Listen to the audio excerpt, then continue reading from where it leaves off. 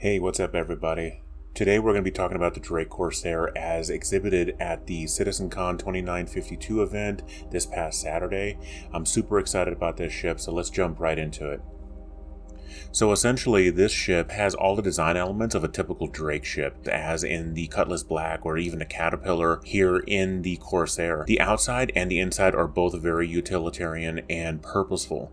There is nothing about this ship that screams comfort. It is the exact opposite.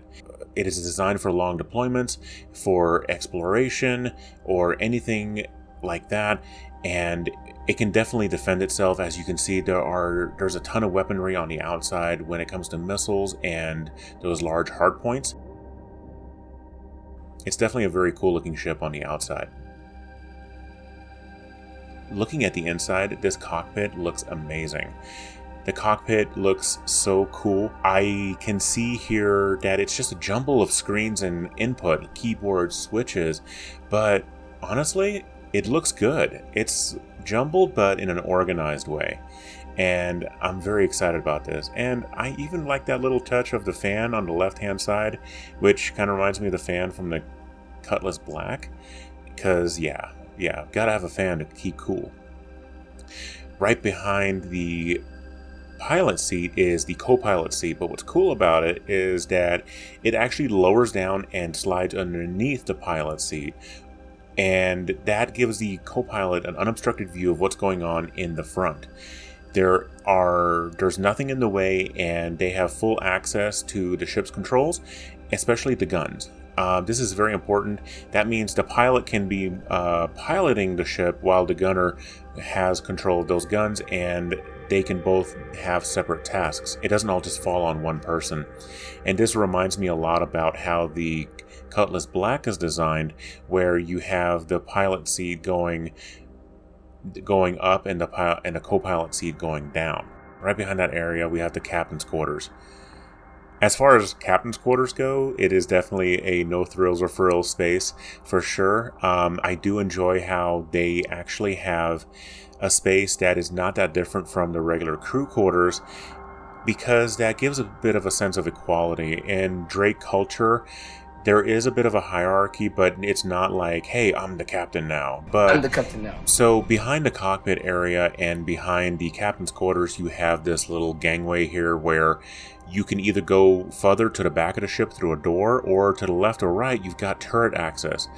I'm excited about these turrets because they actually have a much bigger range of motion, and they talked about this in the original CitizenCon, where the original design, the turrets could not have a full range of motion like they had wanted to, so they did redesign this part, and as you can see, there's a great range of motion. So if you're covering both the left and the right side of the ship, then you're going to be able to cover all of the sides of the ship for sure.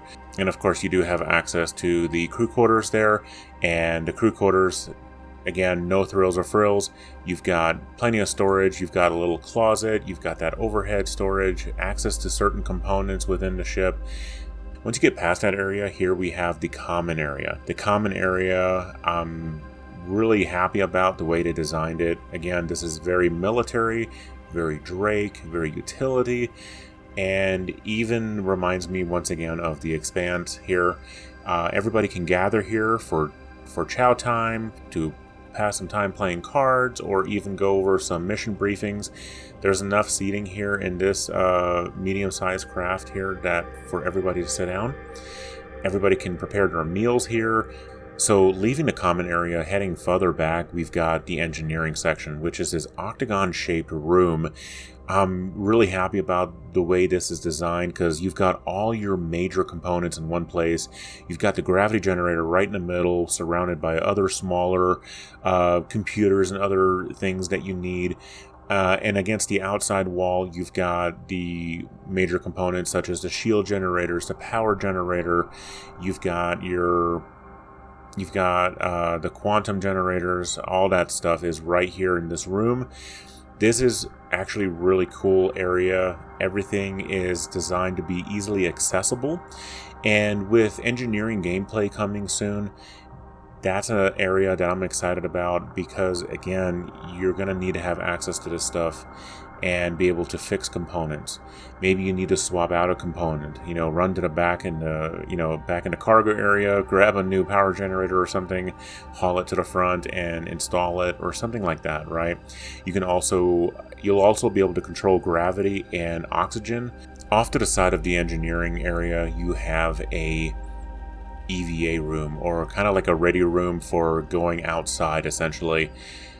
And you've got an airlock.